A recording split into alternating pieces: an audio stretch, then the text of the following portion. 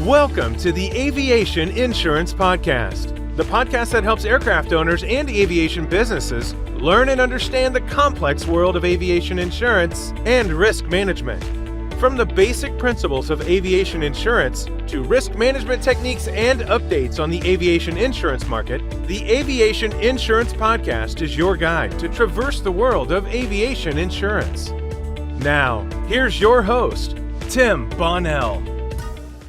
Well, welcome to the Aviation Insurance Podcast. Now, I've got a unique episode for you today. We're shooting this on site at the National Aerial Application Annual Convention in Fort Worth, Texas. And so I've had the opportunity to visit with a lot of customers and friends and industry partners here. And I wanted to teach you a little bit more for those who don't know about aerial applications and some of the engines that power the aerial application aircraft and some of the unique equipment used to fly aerial application and even fire suppression operations. So enjoy the video and these little interviews as you dive into the world of aerial applications. All right, well, I'm excited to be here with a longtime friend of mine in the industry, Anthonie York with Air Tractor, and we're standing in front of the Air Tractor 802. And so I just want to ask Anthonie, tell us a little bit about this aircraft, people who don't know what an Air Tractor is, or Sure. Air Tractor 802. It's our largest model. We make 400, 500, 600, and 800-gallon airplanes. So this is our largest model. This is set up in the configuration of the AG, and we also do fire. Yep. So this will hold 800 gallons, fly at 170 miles an hour.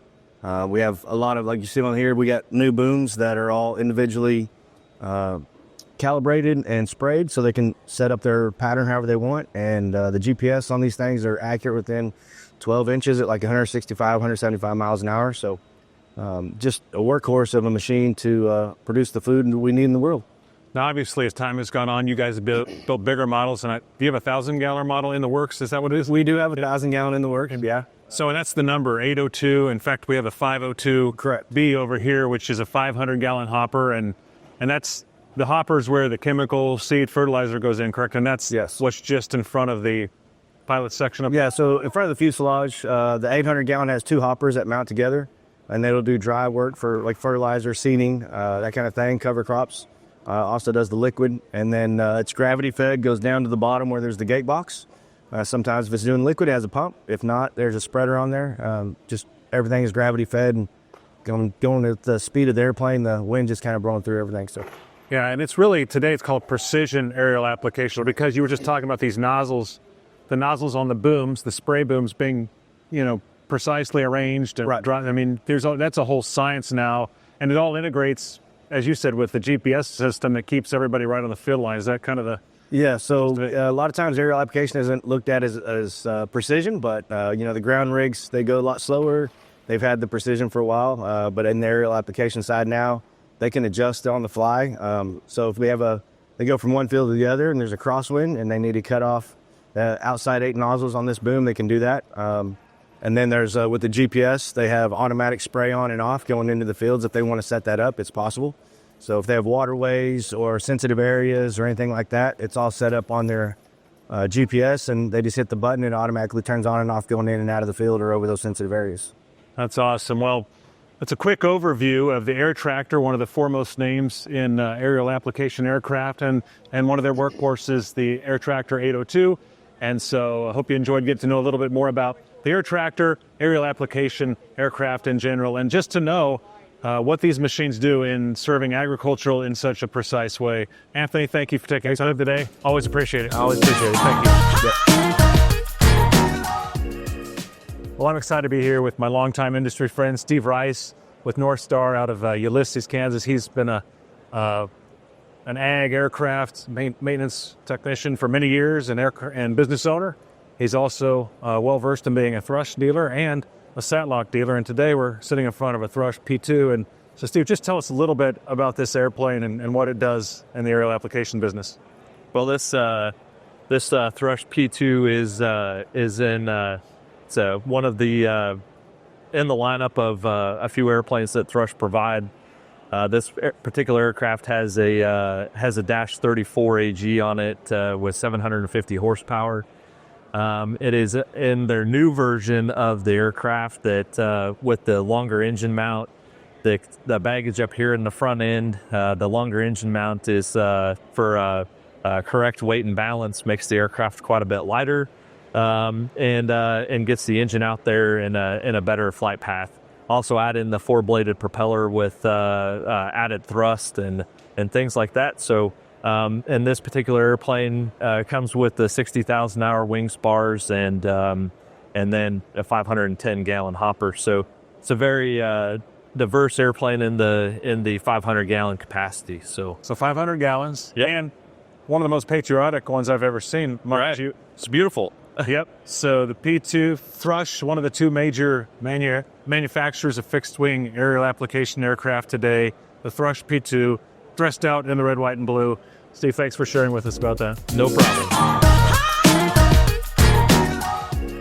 Well, I'm here at the NAAA with Robert Craymer from Covington Aircraft Engines, a designated overhaul facility for Pratt & Whitney turboprop and radial engines. And so I wanted to tell everybody, or ask Robert to tell everyone how this turboprop PT6 engine works. And you've taught many classes like this to many people. Absolutely. So can you give us the Reader's Digest version of how this thing works? Sure, Tim, thanks. So the PT6 is a free turbine. That means there's no interconnecting shaft between the compressor and the propeller. It's all done with air pressure. The way that it works is air comes in the backside of the engine, gets compressed axially, and then centrifugally is spun out and comes into the area where we introduce fuel. We then heat the fuel, or burn the fuel to heat the air, and then that hot gas runs the compressor turbine wheel, which is the first turbine that you see. That turbine then drives the compressor. As long as combustion is taking place, then the engine will continue to run. So PT6 will run as long as it has fuel. The air is then exhausted off of that turbine onto the next turbines, which are the power turbines. Those turbines take the air and extract the power, turning a reduction gearbox, which in turn turns a propeller.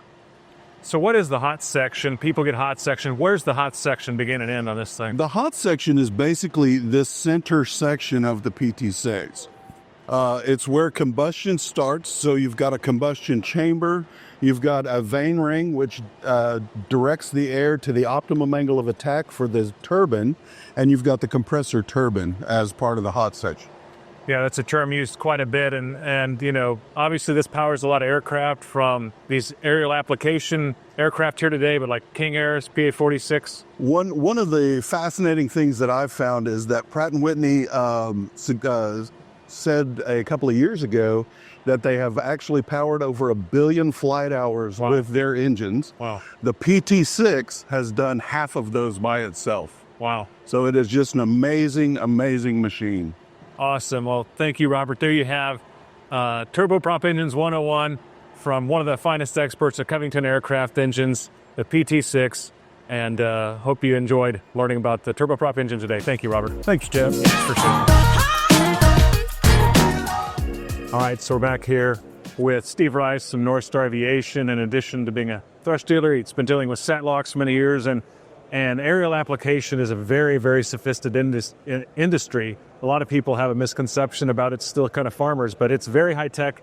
Aerial application is very precise, and SATLOC and the AG GPSs are one of the reasons. So just kind of give us a quick overview of what the SATLOC is and what it does, if you would, Steve.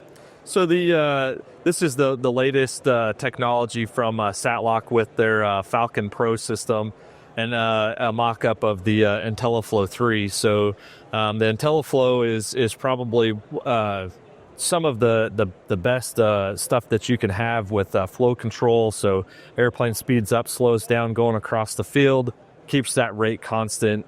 You know, as costs today are very, very important to keep track of. We don't want to put too much on. We don't want to not put enough on. So Right. Linked to that would be the Falcon Pro, which steals the show and is a very, very awesome piece of equipment that in today's world can really be beneficial to the pilot.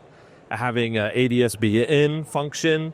So in the middle of the light bar, there's a round circle here that would light up if there's a contact with that other aircraft. So Steve, you mentioned the light bar. This is actually sitting on top of the dash of the aircraft that the pilot's seeing, and this is illuminating where the line he's supposed to be on for the appropriate application. Is that correct? it is. It will on the lights underneath here. All these displays are customizable to whatever the pilot would like to see, and it tells him what swath he needs to be on for that precision application that needs to happen.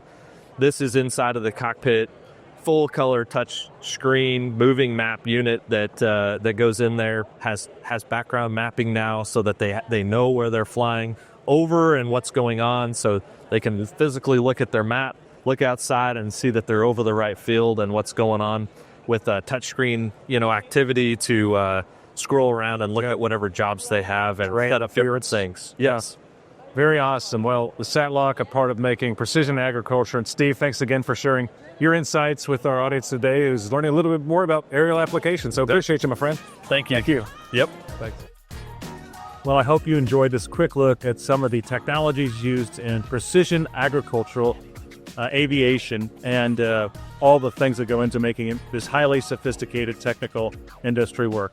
That's all for this episode. Join us again next time as we continue navigating the waypoints in aviation insurance. Until then, enjoy clear skies and unlimited visibility. Thanks for listening to the Aviation Insurance Podcast. If you found this episode of value, please share it with someone who would benefit from this information. Don't forget to subscribe in your podcast player so you don't miss any new episodes, and to help our show have more impact.